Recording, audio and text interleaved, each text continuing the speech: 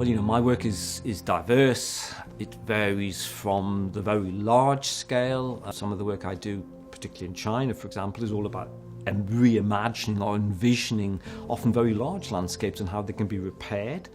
And that goes all the way down to sort of garden scale sort of projects. And most of my work is in the middle. It's in the sort of public open space type scale.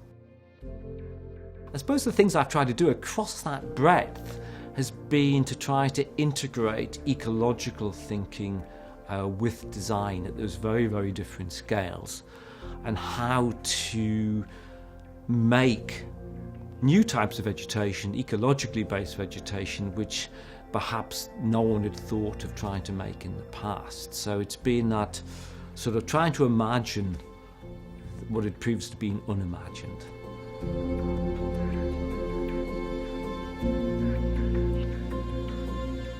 Working at NEP has been one of the most sort of fascinating and quirky sort of design projects I've ever worked on.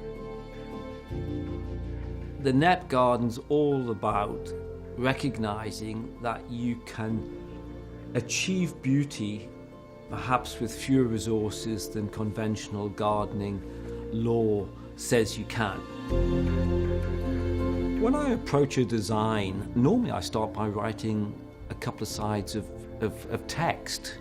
I like to write a narrative, and I use that as an intellectual exercise to try to pull ideas about the site, the people who use it, its context, and then I try to turn that into some sort of design form or design composition.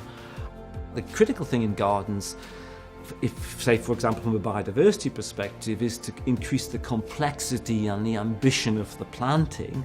And if you do that, and you can get knock-on effects in other gardens around that area and gradually through cities as a whole, then you can have a huge collective impact on supporting wildlife and nature in cities, and also just changing our attitudes and becoming much more ecocentric as a society. Never really seen it as being important to receive awards for my work, but if I'm honest about it, it's really fantastic to be recognised, and so to be awarded the Lifetime Achievement from the Society of Garden Designers is a really special thing for me, and I hope I'm a worthy recipient.